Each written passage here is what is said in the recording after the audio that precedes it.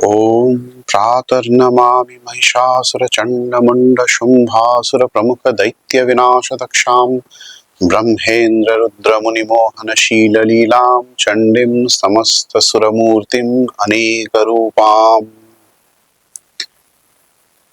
মহাদেবীর আর এক নাম চণ্ডী। দক্ষিণ দেশীয় আচার্য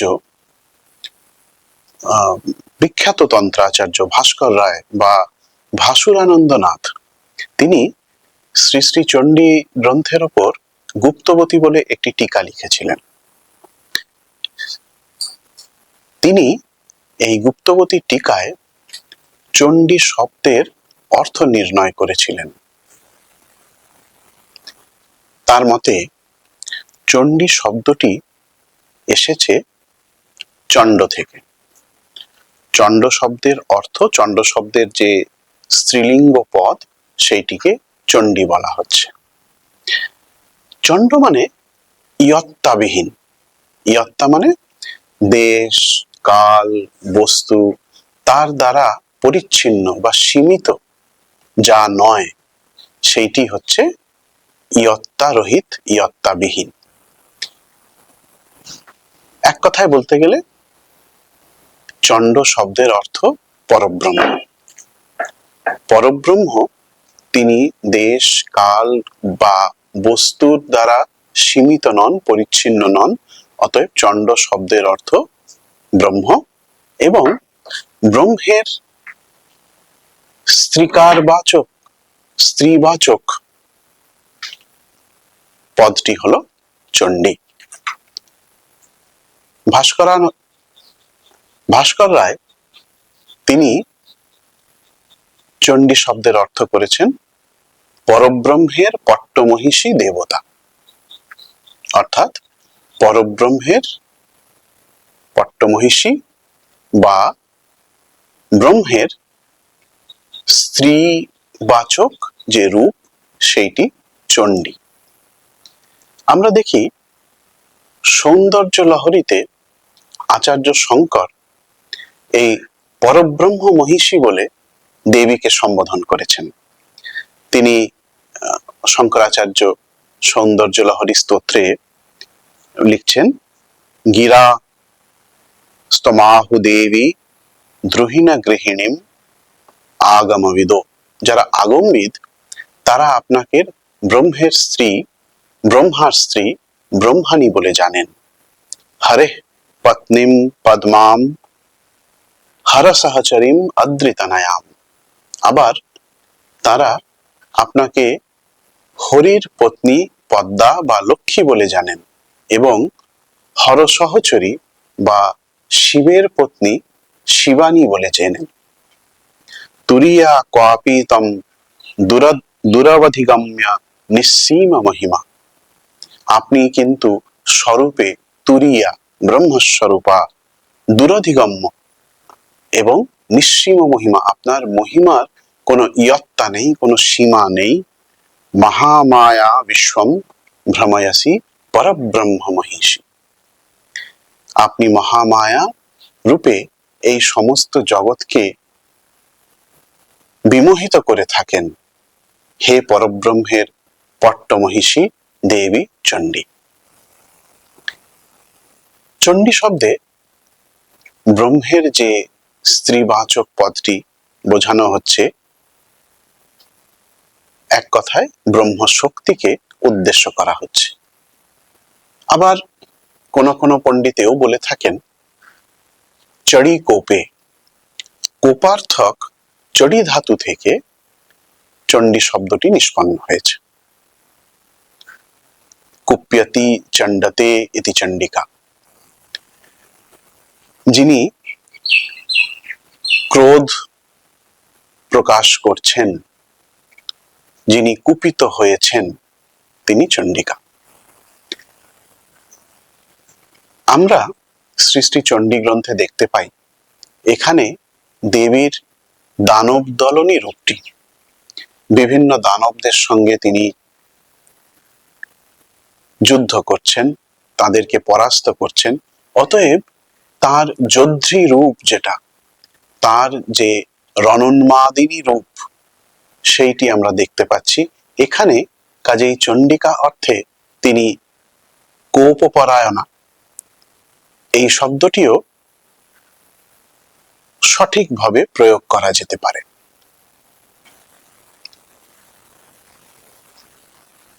এছাড়া বলা হয়েছে ব্রহ্মের একটি গোপন রূপ আমরা বেদে উপনিষদে দেখতে পাই। যেমন উপনিষদে রয়েছে ব্রহ্ম সম্বন্ধে বলা হয়েছে, ব্রহ্মের মহিমা সম্বন্ধে বলা হয়েছে, ভীষাদস্মাদ বাতঃ পবতে ভীষোদেতি সূর্যঃ, তার ভয়ে সূর্য, চন্দ্র, বায়ু, মৃত্যু ইত্যাদি সকলেই চালিত হচ্ছে।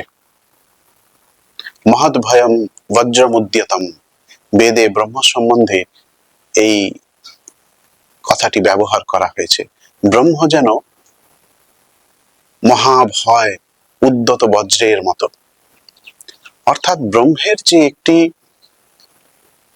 গোপন রূপ রয়েছে সেইটিরও আমরা চণ্ড বা চণ্ডী শব্দে অভিহিত করে থাকি। ভাস্কর রায় এই চণ্ডী বা চণ্ডিকা শব্দের ব্যাখ্যার জন্য শাক্তাগম, বিশেষ করে অদ্বৈত শাক্তাগমের কিছু তত্ত্ব টেনে এনে বিচার করেছেন। এখানে তিনি ধর্মধর্মী প্রসঙ্গ বলে একটি বিশেষ শব্দ ব্যবহার করেছেন। আমরা এই জগতে যে বিষয়গুলি অনুভব করি, যে আমাদের অনুভূতিগুলি, সেগুলি পারিভাষিক শব্দ হচ্ছে ধর্ম, এবং এই সমস্ত ধর্মের যেটি আশ্রয় সেইটি হচ্ছে ধর্মী। ভাস্কর রায়ের মতে এই ধর্ম, এটি যখন পুরুষ রূপ ধারণ করে তখন তাকে আমরা মহাবিষ্ণু ইত্যাদি আখ্যা দিয়ে থাকি, এবং এটিকে যখন আমরা স্ত্রী রূপে দেখি তখন তাকে চণ্ডিকা, মহামায়া ইত্যাদি নামে আমরা অভিহিত করে থাকি। উপনিষদে, বেদে এবং পরবর্তীকালে তন্ত্রেও ব্রহ্মকে জ্ঞান, ইচ্ছা, ক্রিয়া সংযুক্ত বলে বলা হয়েছে। শ্বেতাশ্বতর উপনিষদে রয়েছে স্বাভাবিকী জ্ঞান বল ক্রিয়া চ।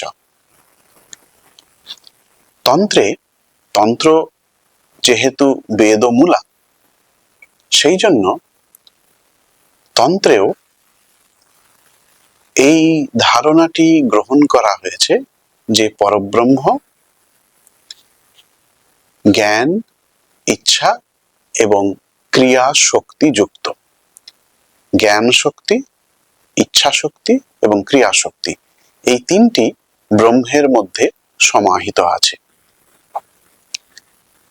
শ্রীরামকৃষ্ণ যেমন বলতেন, ব্রহ্ম ও শক্তি অভেদ, যিনি ব্রহ্ম তিনি শক্তি। এই যে ব্রহ্ম শক্তির অভেদত্ব, সেটাকে তিনি একটি উপমার সাহায্যে বোঝাতেন। যেমন সাপ যখন কুণ্ডলী পাকিয়ে আছে তখন সাপ, আবার যখন তীর্যক গতিতে এগিয়ে চলেছে তখনও সেই সাপ।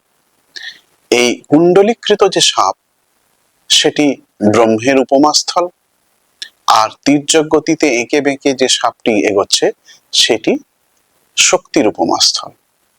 আবার উদাহরণ দিয়েছেন অগ্নি এবং তার দাহিকা শক্তির। অগ্নি বললে যেমন তার দাহিকা শক্তিকে বোঝায়, তেমনি দাহিকা শক্তি বললে অগ্নিকে বোঝায়। পরস্পরের সঙ্গে একটি অবিনাভাবের সম্বন্ধ রয়েছে, এমন একটি সম্বন্ধ যে একটি ছেড়ে অপরটি থাকতে পারে না। এই যে শক্তিমানের মধ্যে যে একটি অবিনাভাবের সম্বন্ধ, একটি অনন্য নিরপেক্ষ সম্বন্ধ, সেইটি শাক্তাগমের মূল বক্তব্য। যেমন উদাহরণ দিয়ে তন্ত্রাদিতে বলা হয়েছে, চনকের মতো একটি ছোলার দানা যেমন আসলে দুটি ছোট ছোট বা দুটি বিভক্ত দানা একত্র হয়ে একটি ছোলা হচ্ছে, সেই রকম সেই চনকের মতো শিব এবং শক্তি সংযুক্ত রূপে ব্রহ্ম। বাস্তবে তারা ভিন্ন নন, কিন্তু কার্যক্ষেত্রে আমরা তাদের ভিন্নভাবে দেখে থাকি। এই যে ব্রহ্ম এবং ব্রহ্ম শক্তি, শক্তি এবং শক্তিমান, শক্তি শক্তিমত্তয়োর অভেদা, এই যে অভেদ তত্ত্বটি, এইটি তন্ত্রশাস্ত্রে বিশেষ করে স্পষ্ট করে বলা হয়েছে, এবং তন্ত্রশাস্ত্রের যে সাধনা সেটি এই বিশিষ্ট তত্ত্বের উপর নির্ভর করে। শ্রী শ্রী চণ্ডী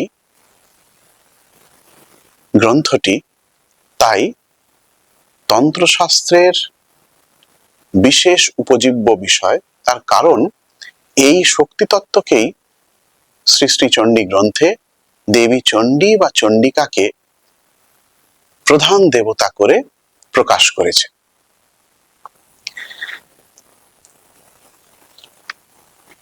আমরা ব্রহ্মের তিনটি শক্তির কথা বলি,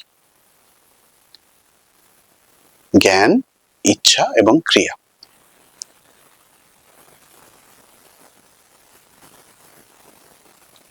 আর্থার অ্যাভলন তিনি এটিকে ভারী সুন্দরভাবে ভগবানের, ব্রহ্মের ক্রিয়েটিভ ইমাজিনেশন এই শব্দটি ব্যবহার করেছেন। ক্রিয়েটিভ ইমাজিনেশন বলেছেন ব্রহ্মের যেটি জ্ঞান, ইচ্ছা এবং ক্রিয়া, যখন ব্রহ্মের সৃজনোন্মুখ অবস্থা, তখন এইগুলি প্রকাশ পায়। ব্রহ্ম সৎ, চিৎ এবং আনন্দ, এই তিনটি হচ্ছে ব্রহ্মের স্বরূপের উপলক্ষণা বা স্বরূপের লক্ষণ। তন্ত্রে বলেন যে জ্ঞান হচ্ছে চিৎ বা চিতিশক্তি, চিৎ হচ্ছে জ্ঞান শক্তি, ক্রিয়া হচ্ছে সৎ শক্তি এবং ইচ্ছা হচ্ছে আনন্দ শক্তি। এই তিনটের প্রতীক রূপে বা অধিষ্ঠাত্রী দেবতা রূপে তিনজন দেবতাকে, তিনজন দেবীকে তন্ত্রশাস্ত্র গ্রহণ করেছে। জ্ঞান, চিৎ বা যে ব্রহ্মের জ্ঞানাত্মিকা শক্তি, সেটি মহাসরস্বতী নামে পরিচিত। দেবীর মহাকালী, তিনি ব্রহ্মের ইচ্ছা শক্তি বা আনন্দ শক্তি, এবং দেবী মহালক্ষ্মী, তিনি সৎ শক্তি বা ক্রিয়া শক্তি। এই তিন দেবতা, এই তিন শক্তি যখন সমন্বিত হন, তখন তারা চণ্ডিকা নামে খ্যাত হন। আমরা সাধারণত যে চণ্ডী বা চণ্ডিকা বা মহাদেবী যাকে বলে থাকি, তিনি তুরিয়া, অর্থাৎ এই সমস্ত সত্য, রজ, তম, এই সমস্ত অবস্থার, জাগ্রত, স্বপ্ন, সুষুপ্তি ইত্যাদি অবস্থার, এবং আমাদের মন, বাক্য, বুদ্ধি এই সকলের অগোচর, তিনি এমন একটি অবস্থা যেটি সমাধিগম্য, যেটি ব্রহ্মের আরেকটি প্রকাশ বলে সাধকের কাছে প্রতিভাত হন। অতএব দেবী চণ্ডিকা বাস্তবে তুরীয়া শক্তি, কিন্তু সৃজনোন্মুখ ব্রহ্মের মধ্যে তারা যেন তিনটে রূপে প্রকাশ পান, তিন রূপে প্রকাশ পান। ইচ্ছা শক্তি কালী, মহাকালী, ক্রিয়া শক্তি মহালক্ষ্মী এবং জ্ঞান শক্তি দেবী মহাসরস্বতী।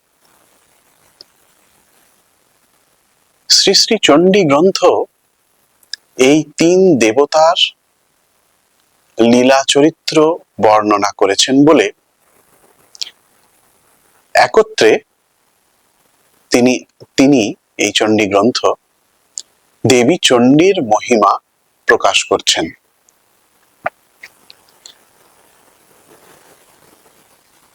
কেন এই গ্রন্থটিকে চণ্ডী বলা হয়?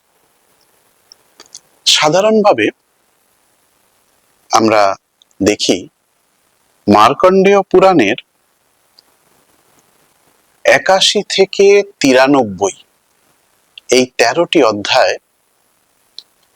আলাদা করে একটি পুরাণ গ্রন্থের মর্যাদা পেয়েছে। বিশেষ করে যারা শক্তি সাধনা করে থাকেন, আগম শাক্তাগমের যারা আলোচনা করেন, যারা শাক্তাগম অনুসারে সাধনা করে থাকেন, তারা এই ১৩টি অধ্যায়কে একটি পৃথক গ্রন্থ, একটি পৃথক শাস্ত্র হিসেবে মর্যাদা দিয়ে থাকেন। এইটিকে বলা হয় দেবী মাহাত্ম্য। দেবী মাহাত্ম্য বা দেবী মাহাত্ম্য এই জন্য বলা হয় যেহেতু এতে মহাদেবীর, মহাকালী, মহালক্ষ্মী এবং মহাসরস্বতী রূপের লীলা বিস্তৃতভাবে বর্ণনা করা হয়েছে। অতএব এটি দেবী মাহাত্ম্য। তার সঙ্গে এটির আরেকটি প্রচলিত নাম আছে সপ্তশতী বা দুর্গা সপ্তশতী। সপ্তশতী এই জন্য বলা হয় এতে ৭০০টি মন্ত্র পাওয়া যায়। ৭০০টি মন্ত্রের অর্থ কিন্তু ৭০০ শ্লোক নয়। কাত্যায়নী তন্ত্রে দেবীর উদ্দেশ্যে হোম করার জন্য একটি বিশেষ বিধি অনুসারে ৭০০টি মন্ত্রকে চিহ্নিত করা হয়েছে। মূলত এই যে গ্রন্থটি রয়েছে, যে ১৩টি অধ্যায় সমন্বিত, এই গ্রন্থে রয়েছে আদতে ৫৭৮টি শ্লোক। তার মধ্যে আমরা ভাগাভাগি দেখতে পাই কিভাবে কাত্যায়নী তন্ত্র একটি ভাগ দিয়েছেন। সেটি পরবর্তীকালে গুপ্তবতী টিকায় ভাস্কর রায় উল্লেখ করেছেন। কয়েকটি ভাগ এই মন্ত্রগুলির মধ্যে দেখা যায়। তাদের বলা হয় শ্লোকাত্মক মন্ত্র, মানে একটি সম্পূর্ণ শ্লোক একটি মন্ত্র হিসেবে বিবেচিত হয়, তাকে বলা হয় শ্লোকাত্মক মন্ত্র। কখনো একটা শ্লোকের অর্ধেকটা মাত্র একটি মন্ত্র বলে বিবেচিত হয়, এটাকে বলা হয় অর্ধ শ্লোকাত্মক মন্ত্র। কখনো ত্রিপাত মন্ত্র, মানে ৩ ভাগের ১ ভাগ, সেইটি হচ্ছে ত্রিপাত মন্ত্র। ৩ ভাগের ১ ভাগ একটি শ্লোক হিসেবে বিবেচিত হয়। এছাড়া রয়েছে রাজ উবাচ, ঋষির উবাচ, দেবী উবাচ, এই সমস্ত বিভিন্ন উবাচ, এইগুলোকে পৃথক পৃথক মন্ত্র হিসেবে ধরা হয়। এছাড়া আর পুনরুক্তি, এটিকেও মন্ত্র হিসেবে ধরে দেবী হোম করা হয়। সেই জন্যে ৭০০টি মন্ত্র রয়েছে বলে এই গ্রন্থটিকে সপ্তশতী দেবী মাহাত্ম্য বা দুর্গা সপ্তশতী এই নামে অভিহিত করা হয়। ভাস্কর রায় যে হিসাব দিচ্ছেন তাতে দেখা যাচ্ছে ৫৩৭টি শ্লোকাত্মক মন্ত্র রয়েছে, ৫৩৭টি সম্পূর্ণ শ্লোক রয়েছে এই মন্ত্রের মধ্যে, এবং ৩৮টি রয়েছে অর্ধ শ্লোকাত্মক।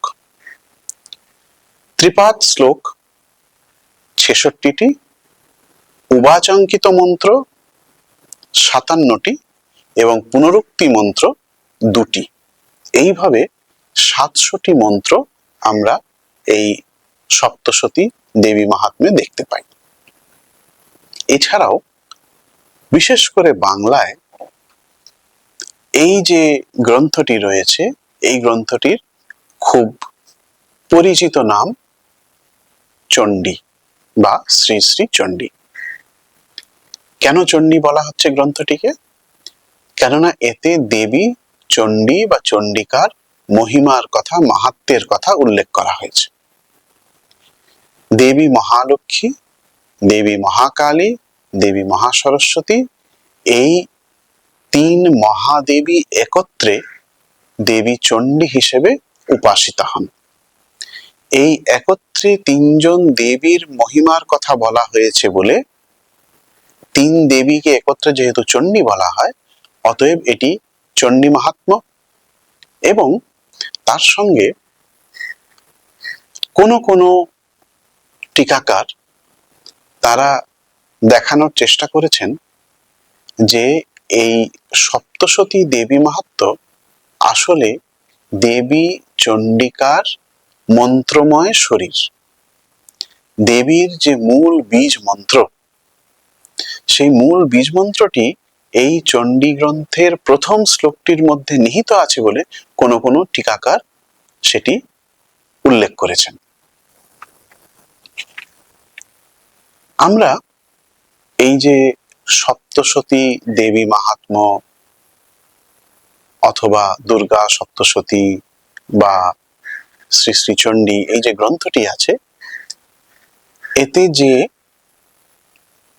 তিন দেবতার উল্লেখ পাচ্ছি, এই তিন দেবতার তিনটি বিভাগে বর্ণনা রয়েছে, লীলার বর্ণনা রয়েছে। এই তিনটি বিভাগকে বলা হচ্ছে চরিত্র। চণ্ডী গ্রন্থে ১৩টি অধ্যায় রয়েছে। তার মধ্যে প্রথম অধ্যায়টিকে বলা হয় প্রথম চরিত্র। প্রথম চরিত্র দ্বিতীয় অধ্যায় থেকে নিয়ে চতুর্থ অধ্যায় পর্যন্ত যে তিনটি অধ্যায়, সেটিকে বলা হয় মধ্যম চরিত্র। এবং পঞ্চম থেকে নিয়ে ত্রয়োদশ পর্যন্ত যে অধ্যায়গুলি রয়েছে তাকে বলা হয় উত্তম চরিত্র বা উত্তর চরিত্র। এই প্রথম চরিত্রের দেবতা হচ্ছেন মহাকালী। মহাকালীর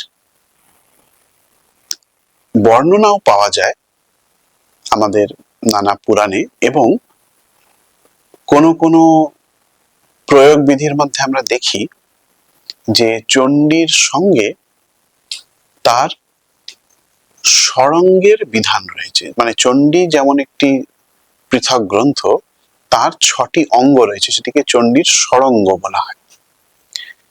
চণ্ডীর ষড়ঙ্গ কি? কয়েকটি স্তোত্র বা স্তব বা মহিমা গাথা, সেইটি এই চণ্ডী গ্রন্থের সঙ্গে সংযুক্ত করা হয়েছে, সেটি চণ্ডীর ষড়ঙ্গ।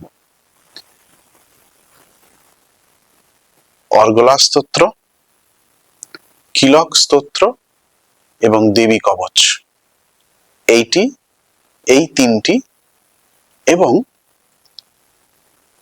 বৈকৃতিক রহস্য, প্রাধানিক রহস্য এবং মূর্তি রহস্য, এই রহস্যত্রয়, এই ৬টি চণ্ডীর ষড়ঙ্গ বলে পরিচিত।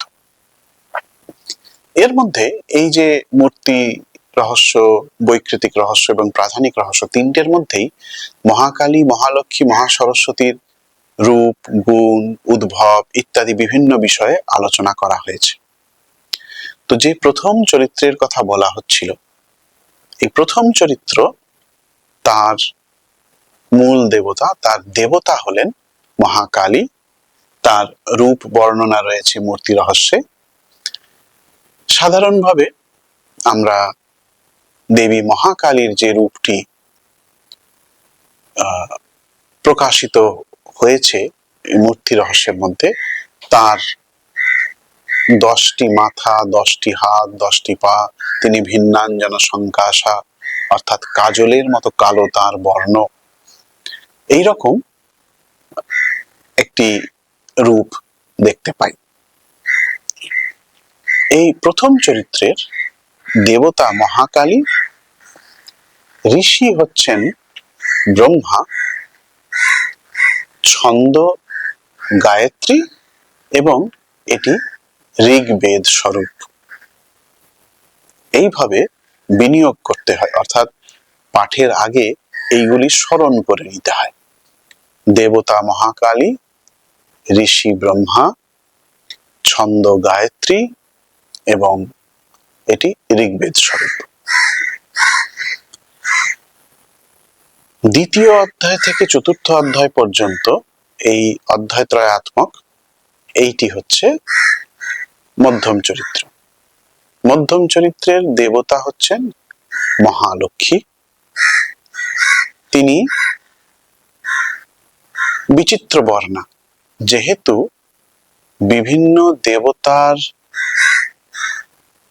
তেজে তার জন্ম হয়, অতএব তিনি বিচিত্র বর্ণা, বহু বর্ণা। তিনি সহস্র ভুজা, আবার তিনি অষ্টাদশ ভুজা, অর্থাৎ 18টি হাত আছে তার, এইভাবেও তার উপাসনা করা হয়। তো এই মধ্যম চরিত্রের ঋষি হলেন বিষ্ণু, ছন্দ হলো উষ্ণিক এবং এটি যজুর্বেদ স্বরূপ। এর পরবর্তী যেটি আছে, অর্থাৎ পঞ্চম থেকে ত্রয়োদশ পর্যন্ত যে অধ্যায়, সেটিকে আমরা একত্রে উত্তম চরিত্র বা উত্তর চরিত্র বলি। এর দেবতা হচ্ছেন মহাসরস্বতী। মহাসরস্বতী শ্বেতবর্ণা, অষ্টভুজা। ইনি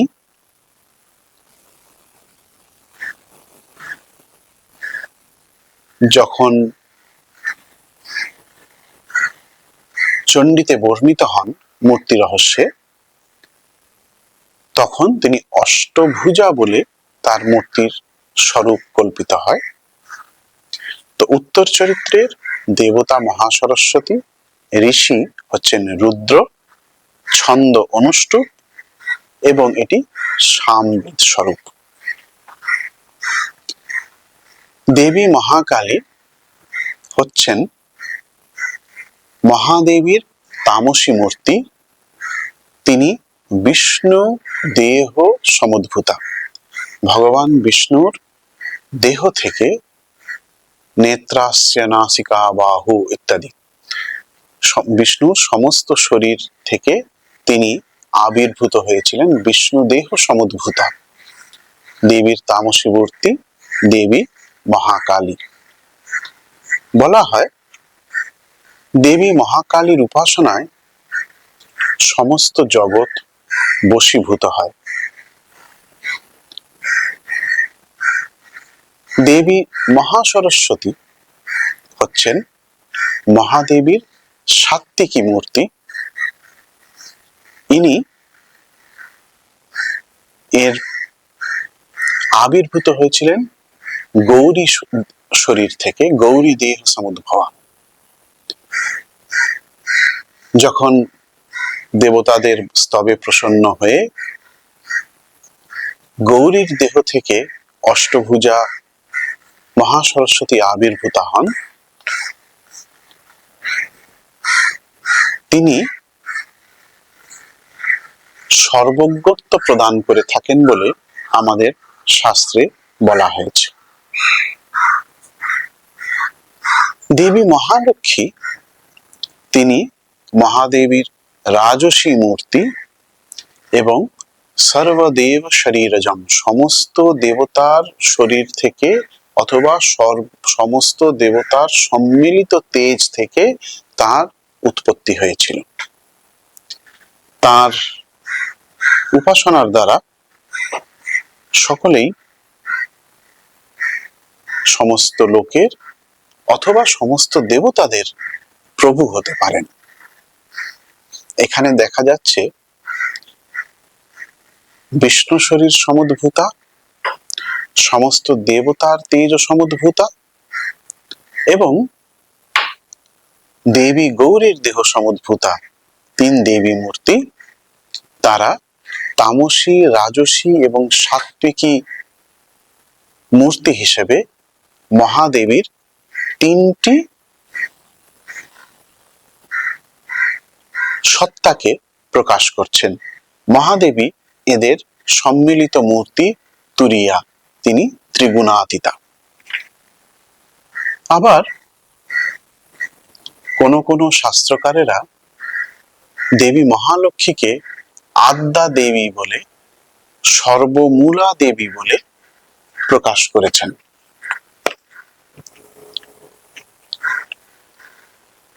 এই যে চণ্ডী গ্রন্থ, একে আমরা বলি সপ্তশতী, কেন এতে 700 মন্ত্র রয়েছে। দেবী মাহাত্ম্য, কেননা এতে দেবীর মাহাত্ম্য বলা হয়েছে। চণ্ডী, কেননা এতে দেবী চণ্ডীর মহিমাকে প্রকাশ করা হয়েছে। এবং এটি ষট সংবাদ বা ষট সংবাদ কথা বলে প্রচলিত। কেন ষট সংবাদ? অর্থাৎ 6 জনের মধ্যে সংবাদ রূপে এই পুরাণের এই অংশটি আমাদের কাছে এসেছে। কাহিনীটি হচ্ছে এই, মার্কণ্ডেয় পুরাণের অন্তর্গত যে অংশটি, একবার জৈমিনী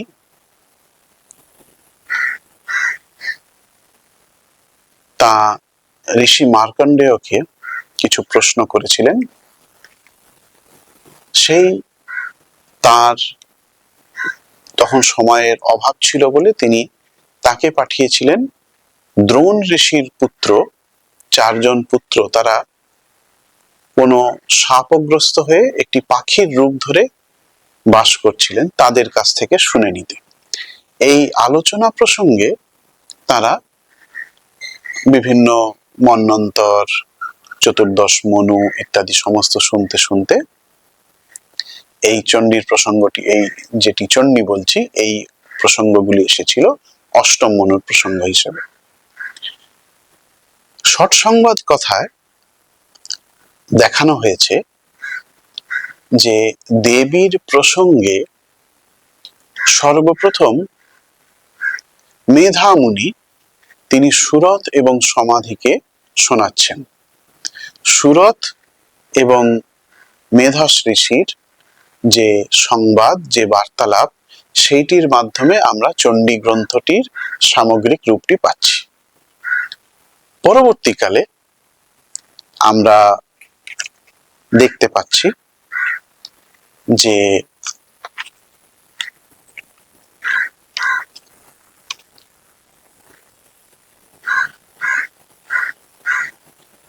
মার্কণ্ডেয় ঋষি তিনি ভাগুরীকে এই কাহিনী শুনিয়েছিলেন, এই চণ্ডী তত্ত্ব বলেছিলেন।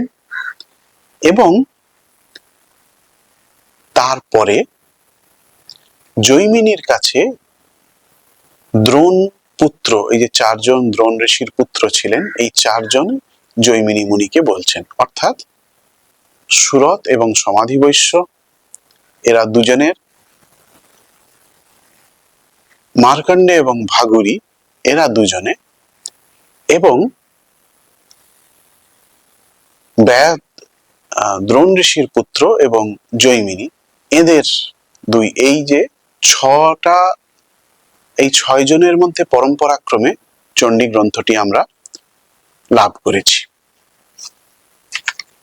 এই চণ্ডী গ্রন্থে মহাদেবীর মহিমা, উপাসনা, তত্ত্ব, সমস্ত জিনিসটি সবিস্তারে বর্ণনা করা হয়েছে।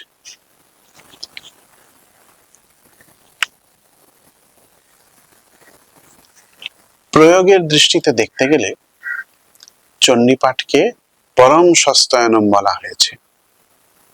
এটি হচ্ছে শ্রেষ্ঠ সস্তয়ন। বলা হয়েছে এই স্তবের দ্বারা দেবী অত্যন্ত প্রসন্না হন।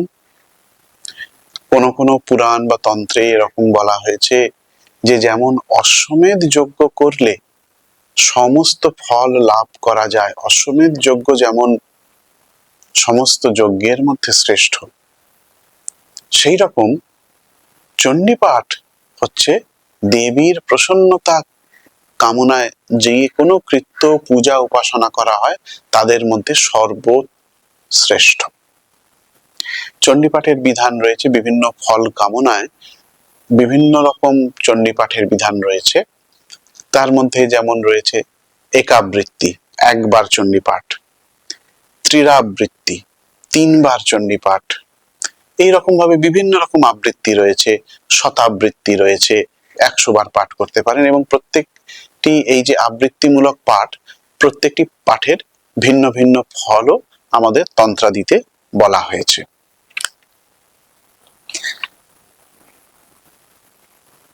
চণ্ডীর মূল কথা হলো দেবীর মহিমা জ্ঞাপন করা।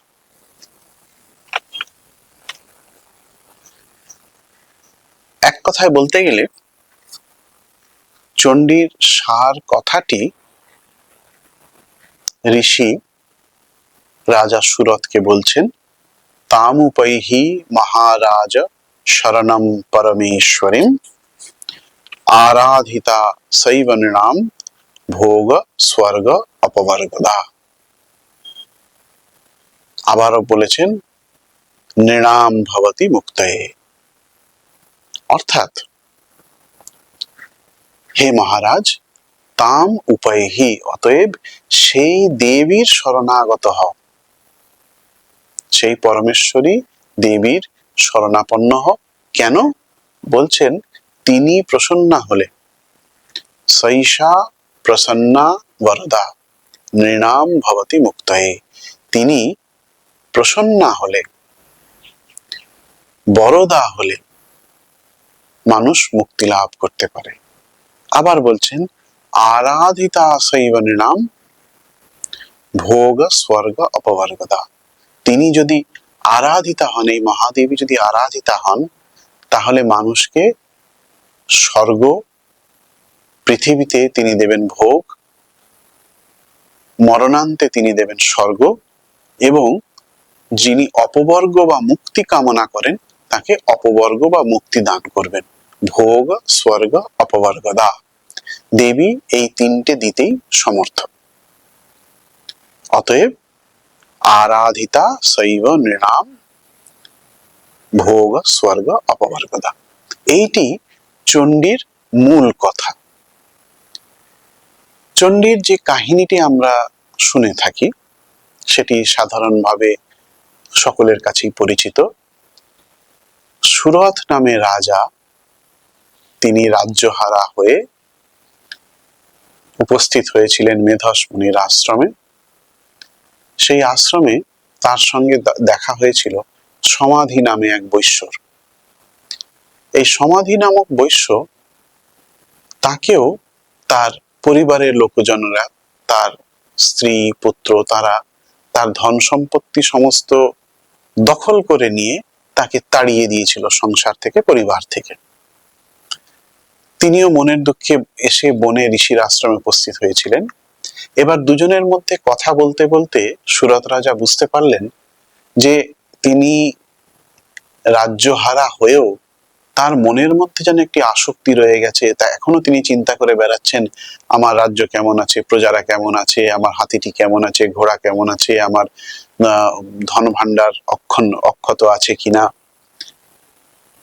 আবার এই সমাধি বৈশ্য তাকে পরিবারের লোকেরাই তাড়িয়ে দিয়েছিল, অথচ তিনি তাদেরই মঙ্গলামঙ্গলের কথা চিন্তা করছেন, কিভাবে তারা জীবনযাপন করছেন এই নিয়ে চিন্তিত হচ্ছেন। কেন এই মোহ, কেন এই তাদের মধ্যে জানা সত্ত্বেও যে একটা পিছটানের ভাব রয়েছে, এইটি কেন তারা ত্যাগ করতে পারছেন না, এই কথাটি জানার জন্য দুজনে মিলে গিয়ে উপস্থিত হলেন ঋষির কাছে। ঋষি সমস্ত শুনে নিয়ে বললেন যে মহামায়া প্রভাবেন সংসার স্থিতিকারিণা, এই সংসার মহামায়ার প্রভাবে স্থিতি লাভ করেছে। সে মানুষ যে সংসারের মোহগর্তে পতিত হচ্ছে, সে যে মোহগর্তে পড়ে রয়েছে, সেটি মহামায়ার ইচ্ছাতে। আবার এই মহামায়া ইচ্ছা করলে ক্ষণমাত্রেই মানুষকে মুক্ত করে দিতে পারেন। সেই জন্যে আপনারা মহামায়ার শরণাপন্ন হন। এই তত্ত্বটি বোঝানোর জন্যই সমস্ত চণ্ডীগ্রন্থ যে কাহিনীগুলি, দেবীর মহিমা সূচক যে লীলাগুলি, সেগুলি বিস্তৃতি ঘটেছে।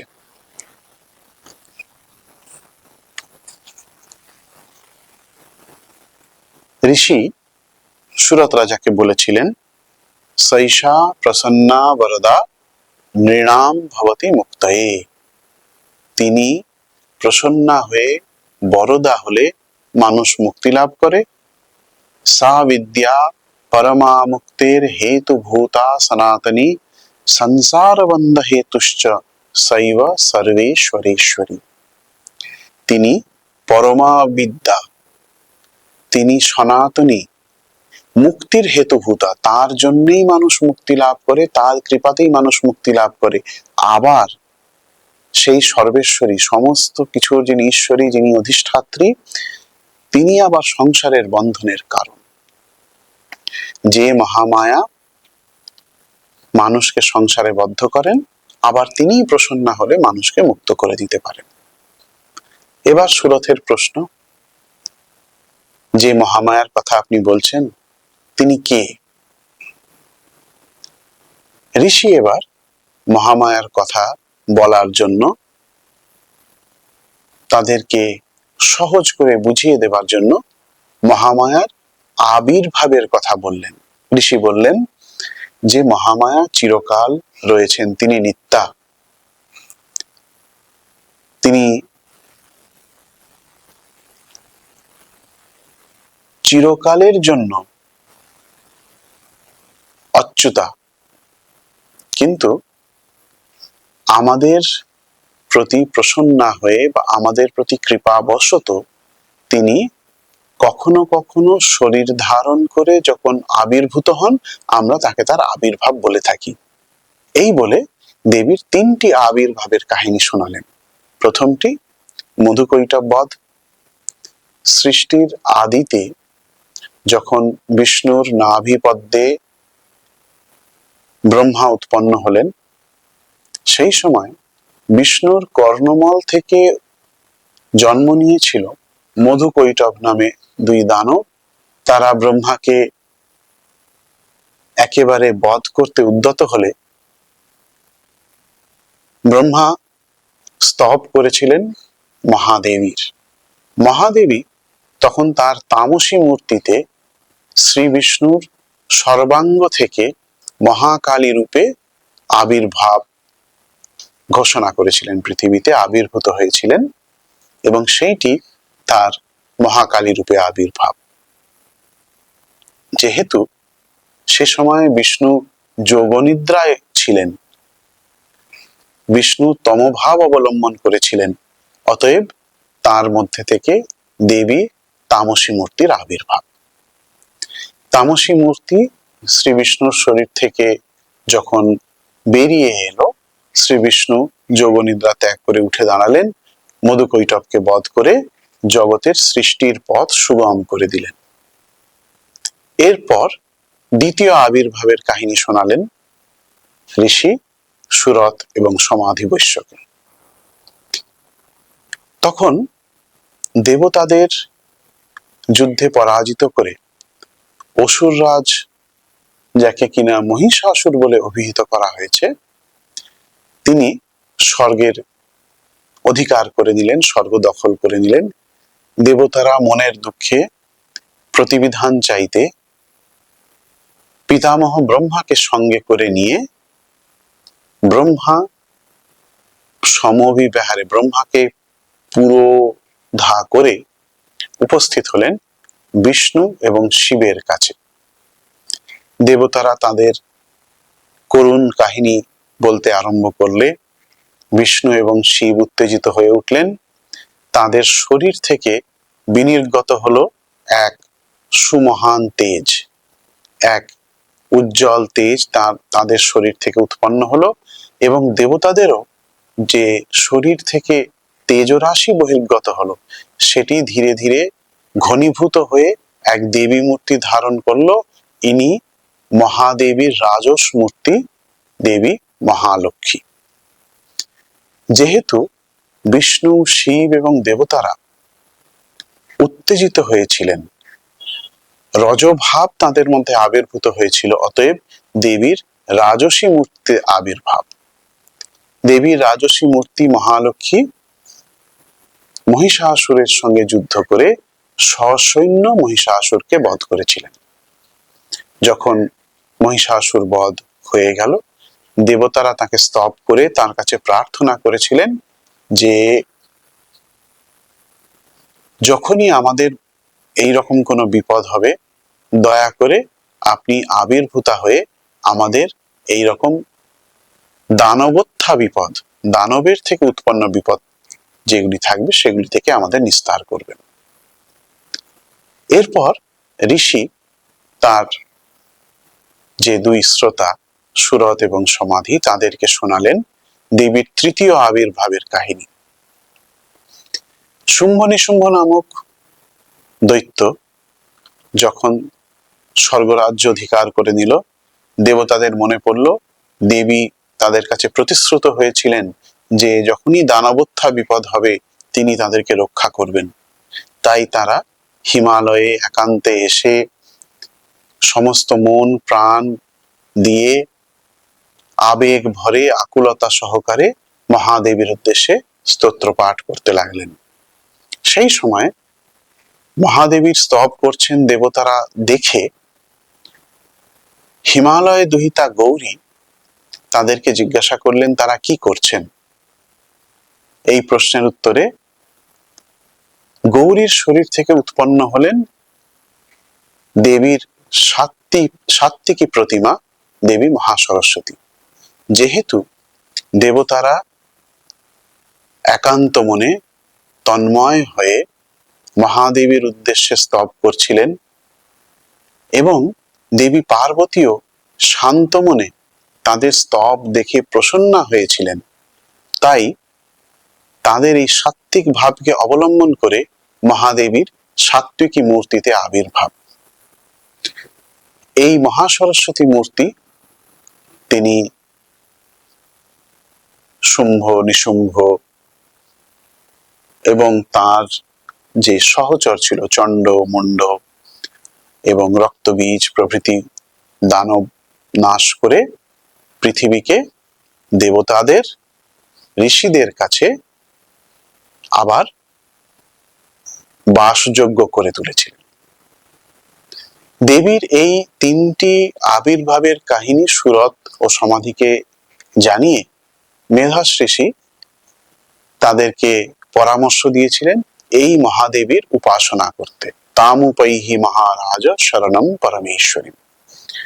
তখন সুরত এবং সমাধি নদী তীরে গিয়ে শান্ত মনে একান্তে দেবীর প্রতিমা গড়ে তার পূজা করেছিলেন। এই রকম দেবীর পূজা কিছুকাল করার পরে তাদের প্রতি দেবী সন্তুষ্ট হয়ে তাদের সামনে আবির্ভূত হলেন। আবির্ভূতা দেবীর কাছ থেকে সুরত চেয়ে নিলেন তার ভ্রষ্ট রাজ্য এবং দেবীর বলে তিনি অচিরেই ভ্রষ্ট রাজ্য তো লাভ করলেনই এবং পরবর্তীকালে তিনি অষ্টম মনু হয়ে জন্মগ্রহণ করে সমস্ত ব্রহ্মাণ্ডের আধিপত্য লাভ করেছিলেন। আর সমাধি বৈশ্য দেবীর কাছে চেয়েছিলেন জ্ঞান এবং তার ফলস্বরূপ মুক্তি। দেবীও তার বরে প্রসন্ন হয়ে তাকে এই সংসার বন্ধন থেকে মুক্ত করে দিয়েছিলেন। এই সমগ্র দেবী মহিমা খ্যাপক যে গ্রন্থটি ত্রয়োদশ অধ্যায়ে সম্পন্ন, এইটি সপ্তশতী চণ্ডী গ্রন্থ। বলা হয় চণ্ডী পাঠের মহিমা অনেক। বিভিন্ন শ্রাদ্ধে, সস্তয়নে, শুভ কাজে, বিপদে, অশুভ কিছু ঘটলে, দুঃস্বপ্ন দর্শন করলে, বিভিন্ন পরিস্থিতিতেই মানুষ এই চণ্ডী পাঠ করে তার থেকে শুভ ফল লাভ করতে পারেন।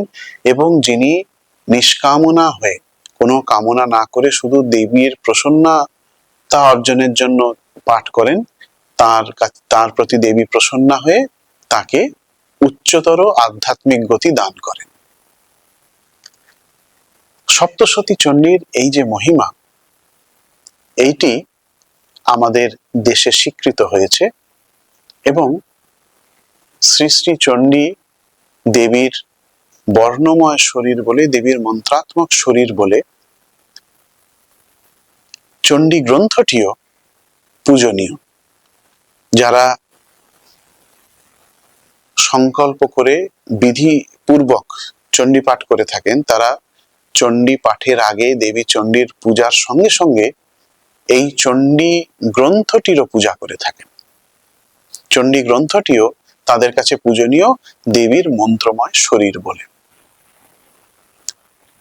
এখন প্রশ্ন হতে পারে যে দেবী দানব বধ করছেন, এতে পুরাণ কাহিনী ছাড়া আর অন্য কি মূল্য থাকতে পারে? বলা হয় দানব দলন ইত্যাদি সেগুলি অনেকটা প্রতীক, এবং এছাড়াও এর অন্য আধ্যাত্মিক তাৎপর্য রয়েছে। বিশেষ করে দেবীর মহিমাসূচক 4টি স্তব এই চণ্ডী গ্রন্থের অন্তর্গত। প্রথমটি ব্রহ্মাকৃত স্তব, সেটি প্রথম অধ্যায়ে আছে। দ্বিতীয়টি দেবতারা করেছিলেন মহিষাসুর বধের পর, সেটি মধ্যম চরিত্রে আছে। তৃতীয় স্তবটি উত্তর চরিত্রের একেবারে প্রথমে দেবতাদের আরতিমূলক স্তব, এবং চতুর্থটি আবার এই উত্তর চরিত্রেরই একাদশ অধ্যায়ে রয়েছে। সেটি শুম্ভ নিশুম্ভ বধের পর দেবতারা যখন স্বস্তির নিঃশ্বাস ফেললেন, তখন দেবীকে তারা অভিনন্দিত করেছিলেন। এই 4টি স্তবের মধ্যেই শ্রী শ্রী চণ্ডীর মহিমা যেন অন্তর্নিহিত আছে। দেবীর যে সর্বব্যাপী মহিমা, চিতিরূপেণ ইয়া কৃষ্ণ এতদ ব্যাপ্য স্থিতা জগৎ, দেবী যে চিতি রূপে, দেবী যে মহা চৈতন্য স্বরূপে সমস্ত জগতে চরাচরে ব্যক্ত হয়ে রয়েছেন, সেটি এর মাধ্যমে বারবার করে বলে দেওয়া হয়েছে। তিনি মহামায়া, তিনি মহামেধা, আবার তিনি মহামোহা। তিনি মানুষকে ভ্রমে ফেলে রাখেন, তিনি মানুষকে উদ্ধার করেন এই ভ্রম থেকে। এই রকম ভাবে নানাভাবে দেবীর স্তব স্তুতি করে বুঝিয়ে দেওয়া হয়েছে দেবী বাস্তবে আর কেউ নন, ব্রহ্মই, সাক্ষাৎ ব্রহ্মই দেবী রূপে আবির্ভূতা হয়েছেন। এই চণ্ডী সম্বন্ধে ভগবান শ্রী রামকৃষ্ণ দেব, শ্রীমা শারদা দেবী এবং স্বামী বিবেকানন্দ তারা সশ্রদ্ধ মনোভাব পোষণ করতেন। আজও বেলুর মঠে দুর্গা পূজায় তার অঙ্গ হিসেবে চণ্ডী পাঠের ব্যবস্থা আছে, এবং এইটি একটি শ্রদ্ধেয় ও আদরণীয় গ্রন্থ এবং ব্রহ্মের বা শ্রী ভগবানের মহিমা বলে শ্রদ্ধা লাভ করে আসছে।